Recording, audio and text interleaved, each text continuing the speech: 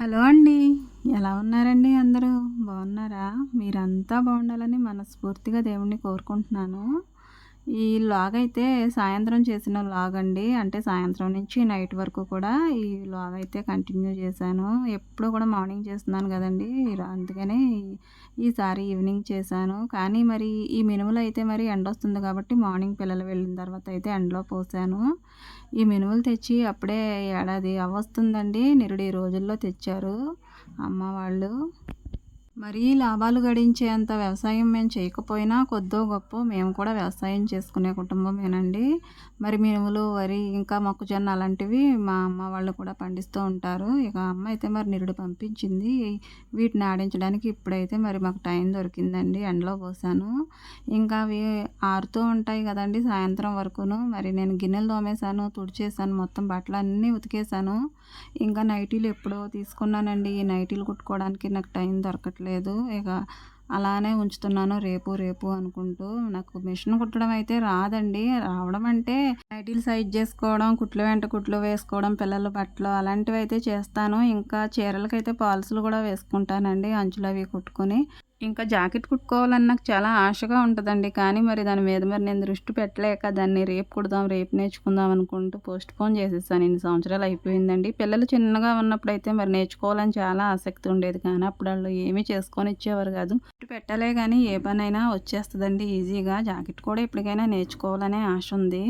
ఇంకా మరి బట్టలైతే ఆరిపోయాయండి. మార్నింగ్ ఆరబెట్టాను కదా! మరి బట్టలు కూడా తీసేసుకొని అయితే మరి మడత పెట్టుకుంటాను. బట్టలైతే చాలా ఈజీగా ఉతికేస్తానండి. చాలా ఈజీగానే ఆరబెట్టేస్తాను కానీ, వాటిని మడత పెట్టాలంటే నాకు చాలా చిరాకండి. వాటిని అలా గడ్డిమెట్లాగా అయితే ఓ పక్కన పడేసి, పనులన్నీ అయిన తర్వాతే వాటి పని చూస్తాను. ఎర్లీగా మడత పెట్టేయాలంటే ఇలా బయట ఉన్నప్పుడే ఆ తీగల మీద నుంచి తీసి అయితే మడత పెట్టేసి సర్దేస్తాను. లేదంటే అవి అలా మరి నలిగిపోవలసిందే వాటికి టైం వచ్చే వరకు కూడా. ఇంకా మరి మినుములు కూడా తీసి మరి లోపల పెట్టేసుకుంటున్నాను. పిల్లలైతే స్కూల్ నుంచి వచ్చేసారండి. మరి రోజు వెళ్ళేటప్పుడే చూస్తున్నారు కదా! ఈరోజు ఇంటికి వచ్చేటప్పుడైతే మరి ఈడ హాయ్ చెప్తున్నారు మీకు. ఇంకా మోయలేని బరువుతో పాపం వస్తారు పుస్తకాలు అలా భుజాన వేసుకొని. ఇంకా మరి వాళ్ళకి మరి స్నాక్స్ అలాంటివి మరి పెట్టాలి కదండీ! స్కూల్ నుంచి వచ్చిన తర్వాత ఏదో ఒకటి మిచ్చర్ ఉంది ఇంక తింటానన్నారని అదైతే పెట్టేశాను వాళ్ళకి. తర్వాత తుడుచుకుంటున్నానండి. లోపల 2 గదులు ఉదయాన్నే తుడిచేసుకుంటాను. ఇంకా సాయంత్రం కూడా తుడవనండి. బయటే తుడుస్తాను. వసారా ఇంకా షెడ్‌లో తుడుచుకుంటాను పొయ్యి దగ్గర. ఎందుకంటే మరి పిల్లలు ఇంటి దగ్గర లేనప్పుడు నీట్‌గా ఉంటాయండి గదులు. వాళ్ళు స్కూల్ లేనప్పుడైతే మాత్రం రచ్చ రచ్చ చేసేస్తారు. అప్పుడైతే గదులు కూడా తుడవాలి. తుడిచి నీరసం వచ్చిందండి. కాసేపు అలా కూర్చొని అయితే మరి మళ్ళీ లేచి మరి పని అయితే స్టార్ట్ చేసుకున్నాను. ఇంకా రోడ్డు కూడా తుడుచుకోవాలి. రోడ్డు తుడవాలంటే ముందు మా పొట్టేల దగ్గర క్లీన్ చేసుకోవాలండి. అది వేసే వేస్టు అలాగే రొట్ట, గడ్డి ఇదంతా ఉంటదండి. ఇది ముందు తుడిచేసిన తర్వాతే రోడ్డు తుడుచుకోవాలి.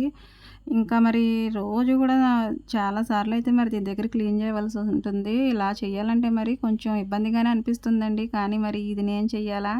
ఇలాంటి పనులు కూడా నేనే ఎందుకు చేయాలని అయితే మరి ఎప్పుడూ అనుకోలేదండి. ఎందుకంటే మన ఇంటి వాతావరణాన్ని బట్టి, మన పద్ధతులు, మన పరిస్థితులను బట్టి మనం ఆ పనిలో మరి ఒదిగిపోవాలి కదండీ! మరి ప్రతి పని కూడా ఇష్టంగానే చేసుకుంటాను కానీ, ఇది నేనే ఎందుకు చేయాలని అయితే ఎప్పుడు కష్టపడలేదు ఇప్పటి వరకు కూడా. ఇష్టపడుతున్నానండి. దాన్ని ఇష్టపడే చేసుకుంటున్నాను. ఇంకా మరి ఇదంతా కూడా తుడిచేసి మరి టబ్బల్లోనైతే ఇలా పెడతానండి. అలా 2 రోజులకి, 3 రోజులకి టబ్బులయితే నిండిపోతాయి. 2 టబ్బులు పెట్టినా కానండి, మా పొట్టేలయితే మేత సరిగ్గా తినక ఒక్కొక్కసారి ఆ గడ్డంతా కూడా టబ్‌లోకే వెళ్ళిపోద్ది. మరి వెంటనే మరి పారపోసుకోకపోతే మరి వేస్ట్ అయితే ఎక్కడ వేసుకుంటామండి. మరి ఇది 2 రోజులకి, 3 రోజులకి మరి బయట అలా పడేస్తాము డంప్ యార్డ్ దగ్గర.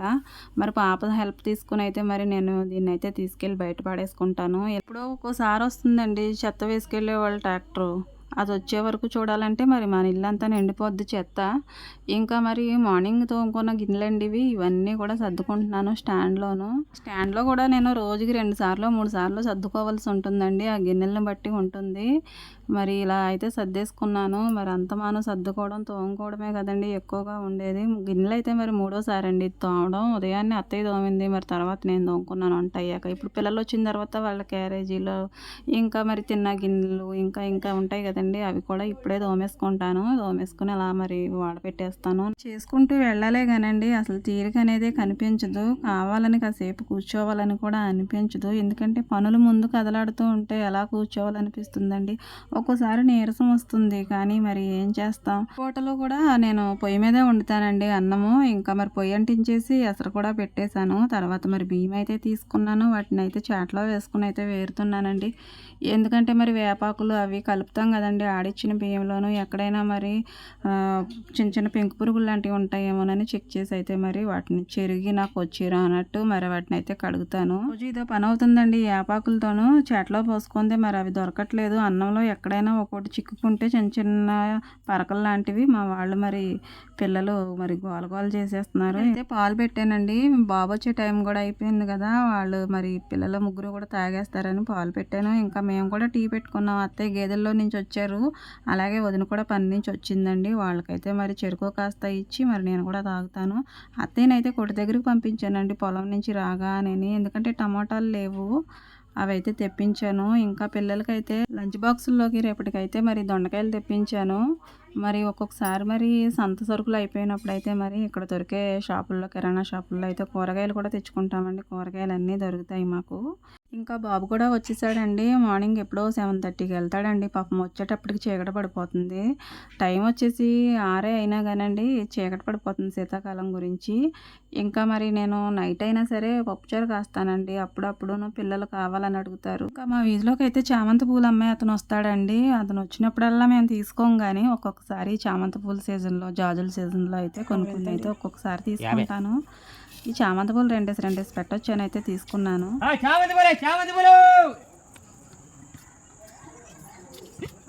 ఎలా పెట్టుకోవాలా? మోర అయితే 50 అంటండి, కానీ నేను 20 రూపాయలే తీసుకున్నాను. ఇవి ఇంచుమించు మోర వచ్చేసినట్టే వచ్చేసాయి, ఎక్కువే వచ్చినాయి. ఇంకా మరి పప్పు అయితే మరి చూసుకుంటున్నానండి. దానిలో మరి నిమ్మకాయ వేయాలన్నా చింతపండు వేయాలన్నా వేసేసి పప్పుచారు అయితే మరగబెట్టేస్తున్నానండి. నేను ఎక్కువగా పలచగా పప్పుచారు పెడితే మాత్రం నిమ్మకాయ రసమే వేస్తానండి. చిక్కగా మరి ఏవైనా ఆకుకూరలు వేసినప్పుడు మాత్రమే నేను చింతపండు వాడతాను, ఎక్కువగా నిమ్మకాయే వాడతాను. అయితే మరి పిల్లలకి మార్నింగ్ ఒక కూర వండుతానండి. తర్వాత వాళ్ళు వెళ్ళిన తర్వాత మాకు ఒక కూర వండుతాను. అయినా సాయంత్రం కూడా మళ్ళీ కూర వండవలసిందే. పప్పు అలాంటివి వండినప్పుడు తప్ప, కాయగూరలు ఏ వండినా కానండి సాయంత్రం కూడా డైలీ కూర అనేది వండుకుంటాము. ఇప్పుడే కదండి, ఎప్పటి నుంచో ఇంతే. ఇంకా పప్పుచారు కూడా మరి తాలింపు పెట్టేయడానికి తాలింపులు కూడా వేయించేసుకుంటున్నాను, పోపు పెట్టేస్తాను. ఉదయం వండిన కూరలు మరి ఒక్కొక్కసారి ఉంటాయి, ఉన్నా కానండి ఎంత ఉంటుంది, అందరికీ సరిపోదు కదా. మరి తప్పకుండా మళ్ళీ వేరే ఏదో కూర అయితే వండవలసి ఉంటుంది. కాబట్టి మరి నేను డైలీ కూడా మరి 3 కూరలు అయితే వండవలసి ఉంటుందండి, పిల్లలకి మాకు సాయంత్రానికి కూడా. పప్పుచారు అయితేనే తప్ప మరి మిగిలినవి ఏ కూరలైనా సరే మరి ఇలా వండుకుంటూనే ఉండాలి. ఇంకా నా పని మీద నేను ఉన్నానండి, వీళ్ళ పని మీద వీళ్ళు ఉన్నారు మా పిల్లలు.